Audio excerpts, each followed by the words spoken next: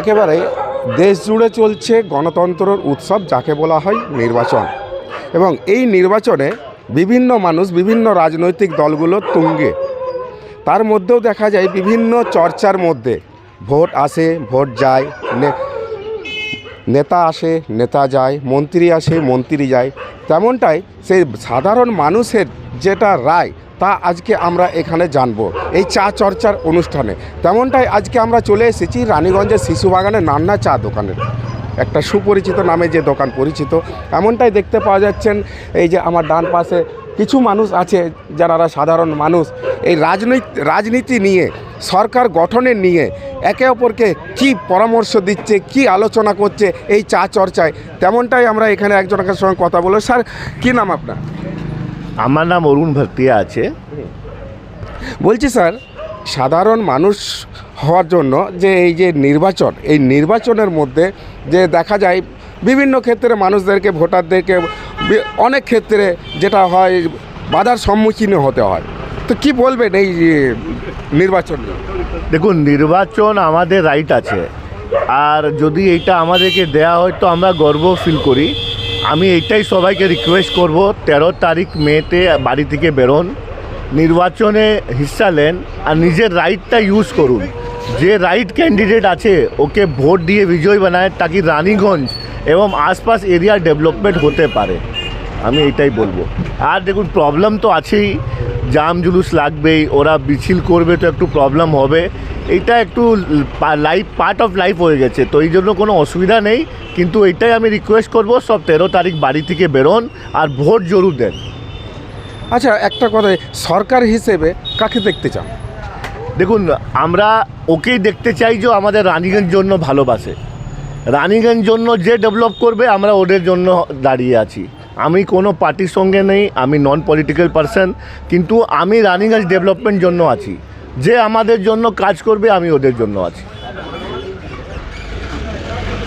যে পার্টি হোক, যে দলই হোক, যে ভালো কাজ করতে পারবে, যিনি এলাকার উন্নয়নের জন্য চিন্তাধারা করবে, যে সরকারই আসুক, সেই সরকারই যেন এলাকার উন্নয়নের জন্য ভালো চিন্তা করে, এমনটাই জানাচ্ছেন এখানকার স্থানীয় শিল্পাঞ্চলের বাসিন্দারা। গণতান্ত্রিক উৎসব, এটা সব ঠিক আছে। গণতান্ত্রিক উৎসব প্রত্যেকবারই এটা ঢাক ঢোল পিছিয়ে এক একটা দল যেভাবে প্রচার করে এবং যে টাকা খরচা করে, এখন তো বৈদ্যুতিক মাধ্যম হয়ে গেছে। এক একটা যে বিজ্ঞাপন যেগুলো দেখাচ্ছে, হয়তো গোটা একটা চ্যানেল যদি দেখেন, যে কোনো চ্যানেল, তো একটা চ্যানেলে যদি মনে করুন 8 ঘন্টা চ্যানেলে দেখাচ্ছে, তার মাঝখানে 10 থেকে 20 মিনিট দেখাচ্ছে ওদের দলের প্রোগ্রামে অনুষ্ঠান। এই টাকাগুলো আসছে কোথা থেকে? কার পকেট থেকে আসছে? কালো টাকা সাদা করা হচ্ছে, তো এটা সাধারণ মানুষ বলছে না। তো নির্বাচনী ক্ষেত্রে সরকারকে কি বলবেন? সরকারকে একটাই কথা বলবো, আমার একটাই কথা বলা হচ্ছে কি, দেশে যে প্রচুর কালো টাকা জমে গেছে, সেগুলোকে সাদা করা হোক।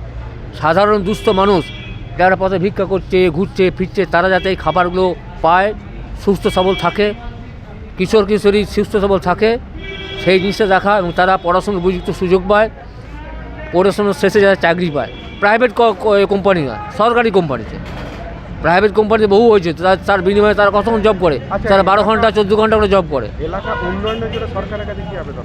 এলাকার উন্নয়নের জন্য প্রত্যেক সরকারের কাছে, যে দলই আসুন না কেন, এখানে কোনো রং দেখে বিচার না করা হয়। দলমত নির্বিশেষে সবাই কাঁধে কাঁধ মিলে কাজ করুক। কারণ অনেক হয়েছে, 1947 স্বাধীনতা পেয়েছি, আজকে স্বাধীনতার কত বছর হলো? 77 বছর। যে শিশুটা 1947 জন্মগ্রহণ করেছে, তার এখন বয়স কত হলো? 77 বছর। সে এখন বেছে নেয় পৃথিবী যায়।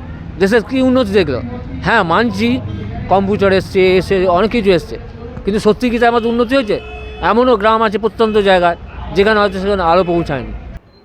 সাধারণ মানুষের ভূমিকা হিসেবে আমি এটাই বলতে চাই, যেই সরকারই আসুক, যেই কাজ করুক, যেন কাজ ভালো করে আর দেশের যেন উন্নয়ন হয়, এটাই চাইবো। তাছাড়া শিক্ষার দিক থেকে, শিক্ষার দিক থেকে দেখুন, সমস্ত কিছু সবই সব কিছুই মানুষের ওপরেই আছে। এবারে ওরা যদি ঠিকমতো না করতে পারে, আমরা কিছু বলতে পারবো না। এই মুহূর্তে এখন আমরা যেভাবে ফিল করছি, এখন যে বাস্তবায়ন রূপ এখন দেখছি আমরা, পরবর্তী যে প্রজন্ম আসবে, তাদের জন্য এই যেমন ওয়ার্কআউট ফিল্ডে যেমন না হয়, তাদের যেমন এই যে ধারণাটা পড়ছে তার মধ্যে যেমন না পড়ে, সঠিক যেমন সব কিছু তাদের কাছে ঠিক যেমন চলে আসে, এটা আমরা বলতে চাইছি। ক্যামেরায় সুকান্তর সঙ্গে সমীরের রিপোর্ট, খবর বাংলা, রানীগঞ্জ।